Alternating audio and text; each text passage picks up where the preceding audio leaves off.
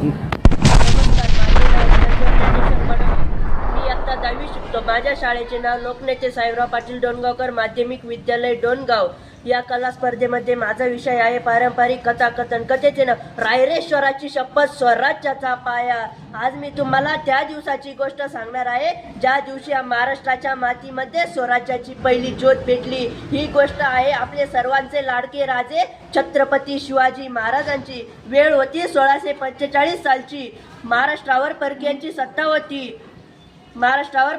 सत्ता होती. विजापूरचे आदिलशाही आणि दिल्लीचे मुघल हे या भूमीवर राज्य करत होते. त्यांच्या या जुलमी राजवटीमुळे इथले लोक खूप दुःखी होते. पण याच वेळी जिजाऊंचे शूरवीर छत्रपती शिवाजी महाराज यांच्या मनात एक स्वप्न होते, हे राज्य आपलं व्हावं, आपलं स्वराज्य व्हावं. शिवाजी महाराज त्यावेळी फक्त 15 वर्षाचे होते. ते आपल्या काही विश्वासू मित्रांसोबत रायरेश्वराच्या मंदिरात गेले, ज्यांना आपण मावळे असे म्हणतो. ते मंदिर दिसायला खूप जुने व पवित्र होते. सगळे मावळे एकत्र बसले. शिवाजी महाराज त्यांच्या समोर उभे राहिले आणि ते म्हणाले, मित्रांनो, आपण इथे कशासाठी जमलो आहोत? आपण या परकीयांच्या राजवटीखाली अजून किती दिवस राहणार? आपली आई बहीण, आपली माता, आपली भूमी, आपला धर्म हे सुरक्षित नाही. आपल्याला हे बदलायचं आहे. आपल्याला हे राज्य आपलं करायचं आहे. शिवाजी महाराजांचे शब्द ऐकून मावळे थरथरले. त्यांच्या मनात एक वेगळीच ऊर्जा संचारली. शिवाजी महाराजांनी आपली तलवार हातात घेतली. त्या तलवारीच्या पातेवर रक्ताचा थेंब घेतला आणि ते म्हणाले, आता ही तलवार फक्त आपल्या शत्रूंसाठी चालणार, फक्त आपल्या शत्रूंसाठी चालणार.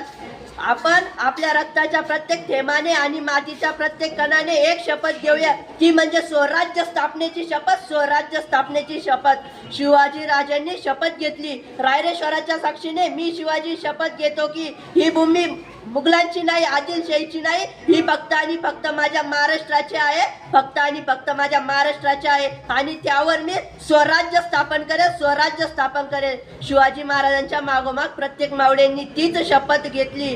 त्यांच्या डोळ्यामध्ये फक्त एकच निर्धार होता, हे स्वप्न पूर्ण करणारच. त्यावेळी रायरेश्वराच्या मंदिरात फक्त एक शपथ घेतली गेली नाही, तर स्वराज्याचा पाया रचला गेला. ही तीच शपथ होती ज्याने अनेक वर्षाच्या गुलामगिरीतून या महाराष्ट्राला बाहेर काढलं आणि एक नवीन इतिहास घडवला.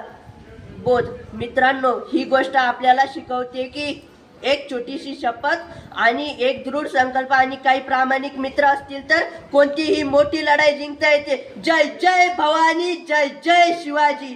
जय जय भवानी, जय जय शिवाजी. धन्यवाद.